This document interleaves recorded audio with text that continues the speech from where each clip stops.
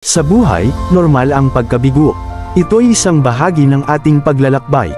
Kung hindi ka nabigo, paano ka matututo? At kung hindi ka natututo, paano ka magbabago? Ang bawat pagkadapa ay isang hakbang patungo sa tagumpay. Kapag bumagsak ka, tandaan na ito ay isang pagkakataon upang matutunan ang mga aral na magbibigay sa iyo ng lakas at karunungan. Walang matagumpay na tao ang hindi nakaranas ng kabiguan. Sa bawat pagangat nila, may mga sugat at peklat silang nakuha mula sa mga pagkakataong sila'y nabigo.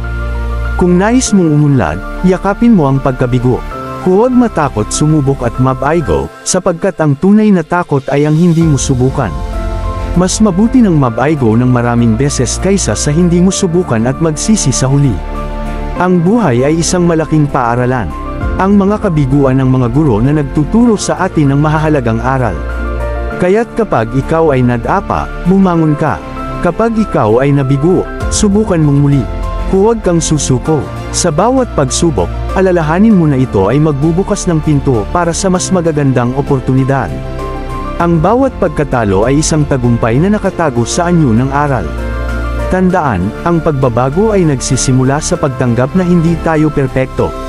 At ang pagtanggap na iyon ay magbibigay daan sa mas malalim na pag-unawa sa ating mga sarili at sa ating mga kakayahan. Magpatuloy ka, magtiwala ka sa iyong sarili, at huwag kang matakot na harapin ang mundo. Sapagkat sa bawat pagsubok at pagkabigo, nariyan ang pagkakataon na maging mas mahusay, mas matalino, at mas matatag. Kung ikaw ay na-inspire sa mensaheng ito, please like, share, follow or subscribe. Maraming salamat.